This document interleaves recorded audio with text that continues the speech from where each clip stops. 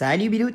Aujourd'hui, je vais vous faire un top de mes 3 mangas favoris et je vais vous faire le pitch de ces mangas sans pour autant vous spoiler. Bonne vidéo! En troisième position, on retrouve un classique, Chainsaw Man.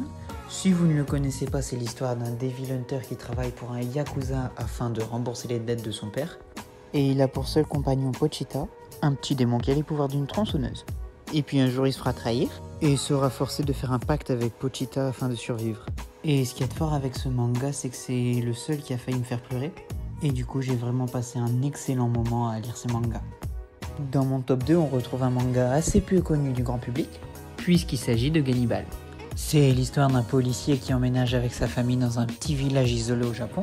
Et la première chose qu'il voit en emménageant dans sa nouvelle maison, c'est un message gravé sur le mur qui dit « Les villageois sont cannibales ». Et il s'avère que cette maison dans laquelle ils viennent d'emménager, c'est l'ancienne maison du shérif du village, qui est portée disparue.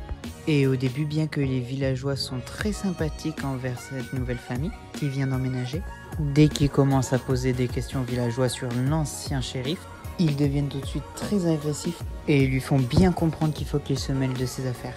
Il va donc enquêter et va faire des découvertes effroyables. Et enfin, au sommet du classement, le top 1, Nausicaa, la vallée du vent d'Hayao Miyazaki. Alors là pour le coup, l'anime est extrêmement connu, en revanche le manga l'est beaucoup moins. Et je trouve ça assez dommage parce que le manga est beaucoup plus complet. Pour vous donner un exemple, il y a 7 tomes au total, et toute l'histoire du film, elle tient dans un seul tome. Et si vous avez apprécié l'anime, alors vous allez tout simplement adorer le manga. Donc je vous laisse découvrir ce chef-d'œuvre. Allez-y vraiment les yeux fermés, faites-moi confiance, c'est tout simplement magnifique. Voilà pour mon top 3, j'espère qu'il vous aura plu et n'hésitez pas à me dire le vôtre dans les commentaires. Allez, sur ce, ciao Bilout!